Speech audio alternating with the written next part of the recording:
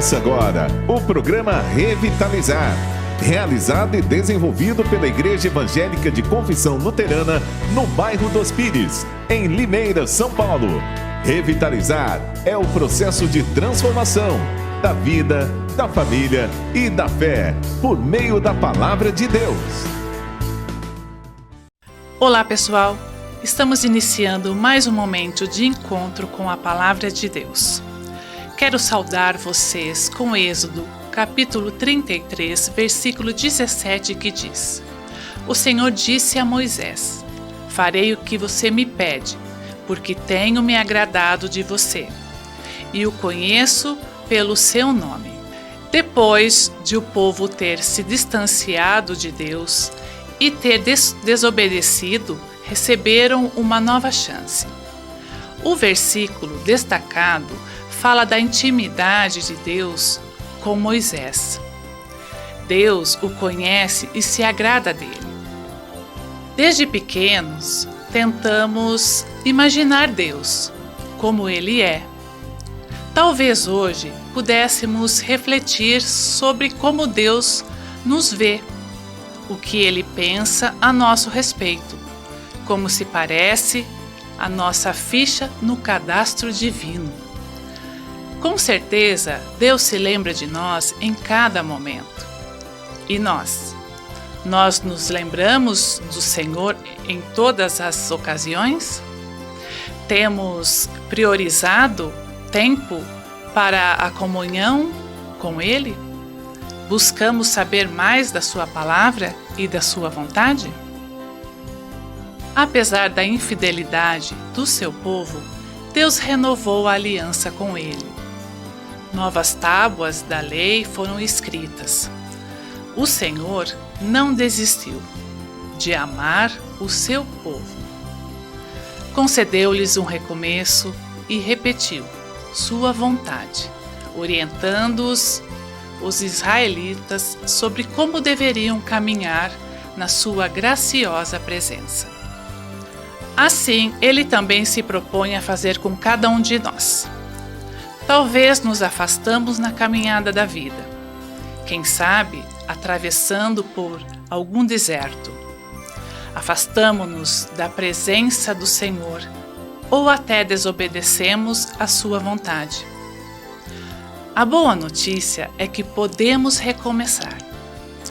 Em Apocalipse, capítulo 2, versículo 5, Jesus nos alerta: Lembre-se de onde você caiu. Arrependa-se e pratique as obras que praticava no início. Em Jesus Cristo há uma esperança para a nossa vida. Do mesmo modo como Deus andou com o seu povo pelo deserto, livrando-o da escravidão e da opressão. Assim Ele quer fazer conosco. Deus é um Deus que anda com o seu povo e com os seus filhos. Mesmo nos momentos em que nada sentimos da sua presença, Ele está conosco. Creia nisso. Sonda-me, Senhor, que me conheces, quebranta o meu coração, transforma-me conforme a tua palavra, e enche-me até que mim se rache só a ti. E então usa-me, Senhor,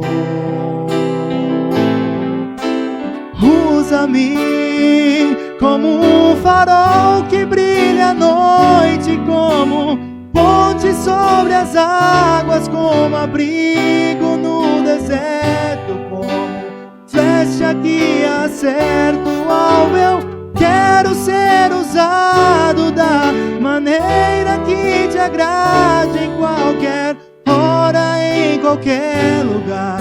Eis aqui a minha vida, usa-me, Senhor, usa-me,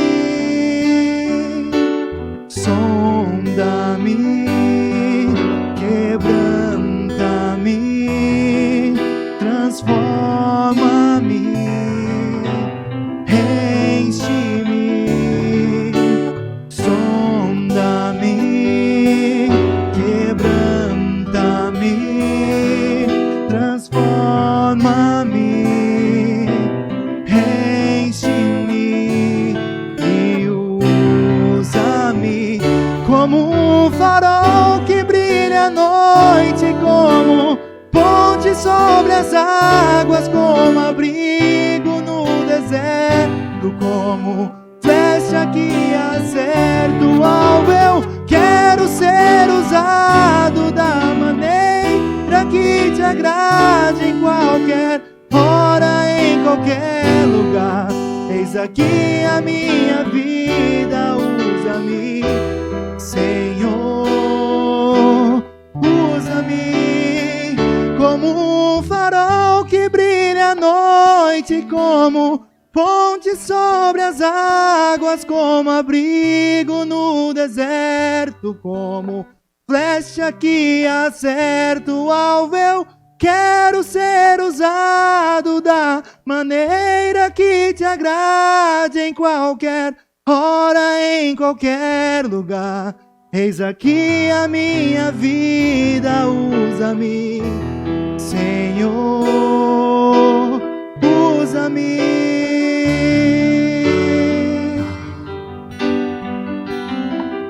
Hoje, o texto para a mensagem se encontra em Lucas, capítulo 15, versículo 11 a 32. Uma passagem bem conhecida de nós todos, o filho pródigo.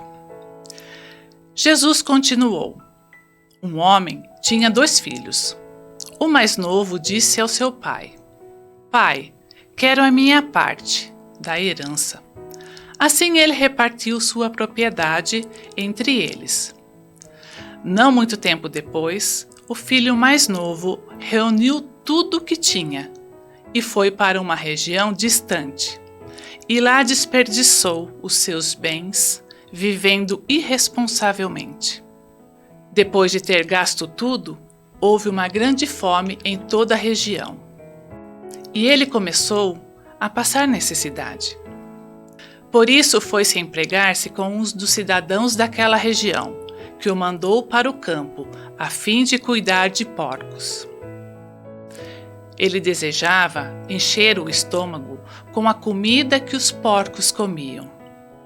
Mas ninguém lhe dava nada. Caindo em si, ele disse: Quantos empregados de meu pai têm comida de sobra, e eu aqui morrendo de fome? Eu me porei a caminho. Voltarei para meu pai e lhe direi: Pai, pequei contra o céu e contra ti. Não sou mais digno de ser chamado teu filho. Trata-me como um dos teus empregados. A seguir, levantou-se e foi para seu pai. Estando ainda longe, seu pai o viu e, cheio de compaixão, correu para seu filho, o abraçou e o beijou. O filho lhe disse: Pai, pequei contra o céu e contra ti. Não sou mais digno de ser chamado teu filho. Mas o pai disse aos seus servos: Depressa, tragam a melhor roupa e vistam nele. Coloquem um anel em seu dedo e calçados em seus pés. Tragam um novilho gordo e matem-no. Vamos fazer uma festa e comemorar, pois este meu filho estava morto e voltou à vida. Estava perdido e foi achado. E começaram a festejar. Enquanto isso, o filho mais velho estava no campo. Quando se aproximou da casa, ouviu a música e a dança. Então, chamou um dos servos e perguntou-lhe o que estava acontecendo. Este lhe respondeu: Seu irmão voltou e seu pai matou o novilho gordo, porque o recebeu de volta, são e salvo. O filho mais velho encheu-se de ira e não quis entrar. Então seu pai saiu e insistiu com ele. Mas ele respondeu ao seu pai: Olha, todos esses anos tenho trabalhado como um escravo ao teu serviço e nunca desobedeci às tuas ordens. Mas tu nunca me deste nem um cabrito para eu festejar com os meus amigos. Mas quando volta para casa esse seu filho, que esbanjou os teus bens, matas o novilho gordo para ele. Disse o pai: Meu filho, você está sempre comigo, e tudo que eu tenho é seu. Mas nós tínhamos que comemorar e alegrar-nos, porque este seu irmão estava morto e voltou à vida, estava perdido e foi achado.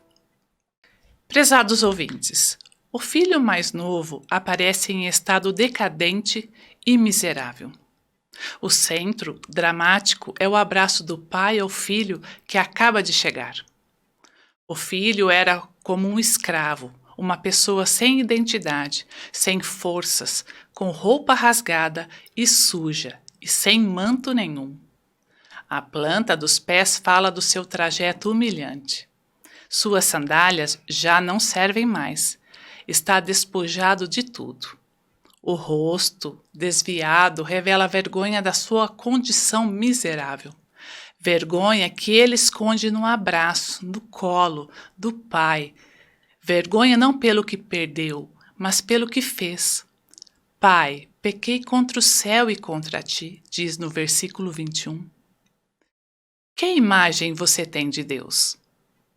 Algumas pessoas consideram Deus como bonachão, do tipo Deus é 10. Outros consideram Deus um ser violento, que castiga com catástrofes os nossos erros, como um pai autoritário, ciumento e arbitrário, que não permite discussão na realização de sua vontade. Outros ainda consideram Deus um velhinho distraído e ultrapassado, que já não entende esse mundo moderno e as dificuldades dos seres humanos que ele criou há tanto tempo. Por isso, como é o seu Deus? O Evangelho de Lucas hoje nos quer mostrar que Jesus tinha uma imagem diferente de Deus da imagem ensinada pela lei judaica. Para a religião judaica, Deus é justo. Ele abençoa quem for fiel e castiga ao pecador. Por isso, o judaísmo ensina que é preciso obedecer às 613 normas da lei de Deus e manter-se puro, isto é, não se misturar com os pagãos e pecadores. Jesus, no entanto, mostra uma outra imagem de Deus. Ele não chama a Deus de justo, mas de misericordioso. Ele não chama ao Deus de rei, mas de pai. A parábola do filho pródigo fala de uma pessoa que tomou decisões erradas na vida. Essas decisões o colocaram numa situação de falência financeira, de perdição e de morte. Trata-se de um jovem que errou feio, e as consequências das suas escolhas foram catastróficas. A história começa assim: um jovem quer sair de casa e cuidar da sua própria vida. De acordo com a situação jurídica da Palestina, na época de Jesus, os filhos recebem a herança somente depois da morte do pai. O filho até podia vender a sua parte, mas o comprador não teria o direito de posse antes do falecimento do pai. Segundo a lei, correspondia ao filho mais velho o direito de 2/3 da totalidade da herança. O filho mais novo, portanto, tem direito somente a 1/3 da herança. Pedir a herança ao pai ainda vivo representava um pedido ofensivo. Era como dizer: olha, pai, Se você já estivesse morto, a gente não estaria passando por esse constrangimento. Mas eu não posso esperar até que o senhor morra. Por isso, dá-me agora a herança, a que eu tenho direito, que eu vou cuidar da minha vida. O pai entende que ao dar a herança ao filho, isso provavelmente significaria que o pai nunca mais veria esse filho outra vez. E foi assim que aconteceu. O pai dá ao filho, mais moço, a sua parte da herança e dias depois esse vai embora, para bem longe. No começo, a vida do filho mais moço foi fácil.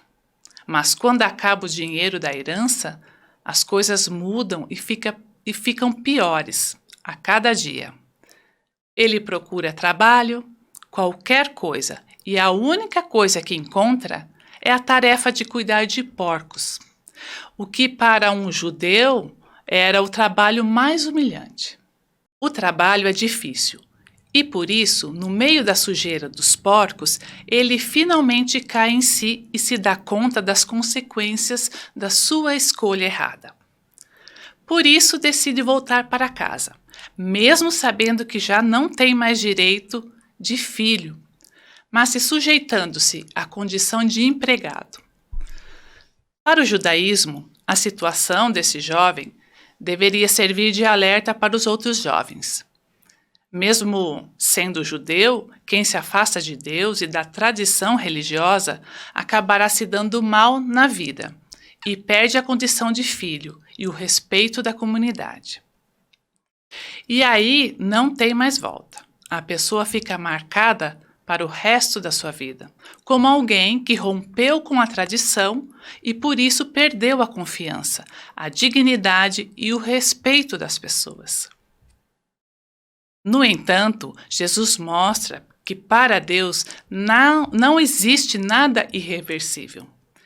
Jesus mostra nessa parábola que Deus não está com o coração em paz enquanto houver pessoas passando fome, desorientados, perdidos na vida. Deus não consegue ficar tranquilo diante da fome, da violência nesse mundo. Por isso, Deus espera que as pessoas voltem para Ele. Deus se interessa pelas pessoas. Não se interessa pelo pecado, mas Deus se interessa pelo pecador. Ele estava morto e reviveu, estava perdido e foi achado. O caminho do pecado não é irreversível. Por isso, quando aparece a chance concreta de reverter o pecado, essa chance não pode ser perdida. Diz o texto bíblico: quando seu pai o avistou, correndo, o beijou. No entanto, há pessoas que dizem que isso não dá. Não dá para relativizar os erros das pessoas. Quem é correto tem que ser recompensado, e quem comete erros deve ser castigado. Caso contrário, o mundo vira um caos. Esse é o pensamento de muita gente, e é também o pensamento do filho mais velho, que diz lá no versículo 28. Por isso ele fica muito zangado com a atitude do pai e não quer entrar mais em casa. Mas o pai também não despreza a posição do filho mais velho. Ele vai para fora e vai conversar com ele. Poderíamos dizer que o tema da conversa é sobre a teologia dos méritos e a teologia da graça de Deus. Nós, na Igreja Luterana, falamos muito da salvação pela graça de Deus. Ensinamos que a salvação não vem por nossas boas obras. As boas obras devem ser consequência do amor de Deus por nós, e não condição para a salvação. Deus não quer que as pessoas boas se salvem e os pecadores se percam. Quando a pessoa se afasta de Deus, Deus se entristece. Ele não fica tranquilo. Ele se preocupa e espera que um dia essa pessoa caia em si e volte para Deus.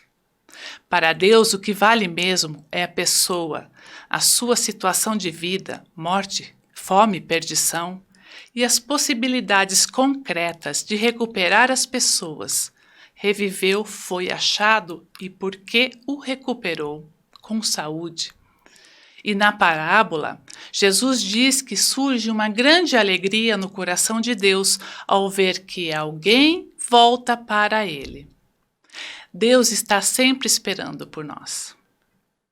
Portanto, nessa parábola, podemos dizer que o filho mais jovem, aquele que saiu de casa, simboliza nossa natureza egocêntrica e narcisista, que nos domina principalmente na juventude da vida.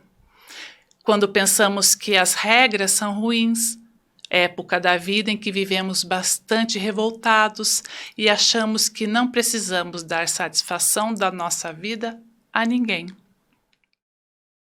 Mas também o filho mais velho pode representar as pessoas que vivem perto de Deus, que são pessoas religiosas, mas continuam apegadas à sua natureza egocêntrica. Pessoas que facilmente gostam de julgar os outros.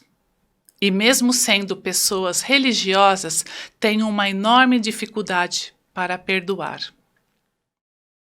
É fácil que muitos de nós até nos identificamos com o filho mais novo, que deu muitas cabeçadas na vida até cair em si e reconhecer o quanto Deus tem sido bom conosco. E nós não o reconhecemos. Mas também muitos podem se identificar com o filho mais velho. Não é fácil entender o perdão daquele pai. Ficamos irritados quando uma pessoa que fez tanto mal à sua família, de repente aparece arrependida. Nosso coração é muito mais duro e não nos comovemos facilmente com essas histórias de arrependimento. No entanto, Jesus nos conta essa parábola para dizer que não devemos ser como o filho mais novo e nem como o filho mais velho. Jesus nos diz que devemos ser como o pai que perdoa e que acolhe, mesmo sabendo que ninguém nesse mundo é perfeito. Jesus quer que nós nos identifiquemos com o pai da parábola. O pai da parábola é que faz a vontade de Deus. O pai da parábola aponta para Deus, o Deus da misericórdia, que é capaz de fazer coisas nesse mundo que nós não conseguimos fazer por nós mesmos. O Deus da misericórdia, que revelado por Jesus, não desiste de ninguém.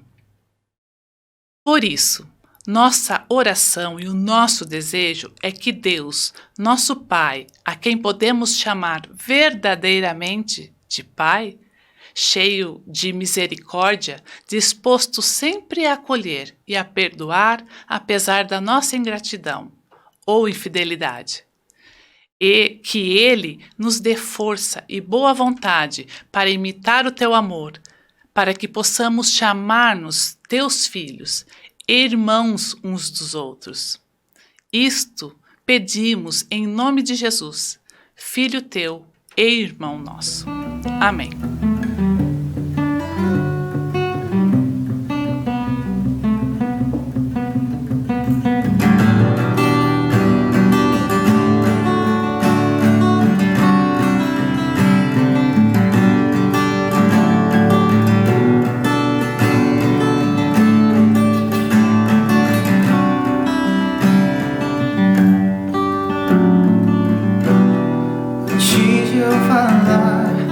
Tu cantava sobre mim.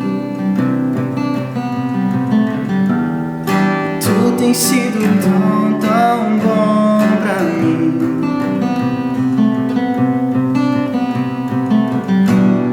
Antes de eu respirar, sopraste tua vida em mim. Tu tens sido tão, tão bom. Oh,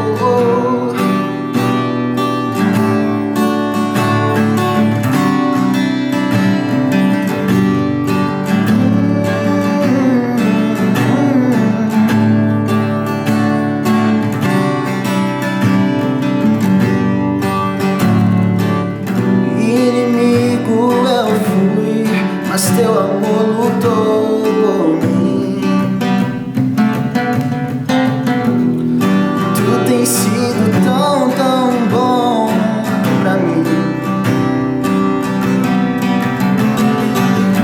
Eu não tinha valor, mas tudo pagou por mim. Tu tem sido tão, tão bom pra mim. Oh, impressionante, infinito, ousado amor de Deus. Oh, que deixa as 99 só pra me encontrar. Não posso comprá-lo, nem merecê-lo, mesmo assim se entregou. Oh, impressionante, infinito, ousado amor de Deus. Traz luz para sombras, escala montanhas pra me encontrar. Derruba muralhas, destrói as mentiras pra me encontrar. Traz luz para sombras, escala montanhas pra me encontrar. Derruba muralhas, destrói as mentiras pra me encontrar. Oh, impressionante, infinito, ousado amor de Deus. Oh, que deixa as 99 só pra me encontrar. Não posso comprá-lo, nem merecê-lo, mesmo assim se entregou. Oh, impressionante, infinito, ousado amor de Deus.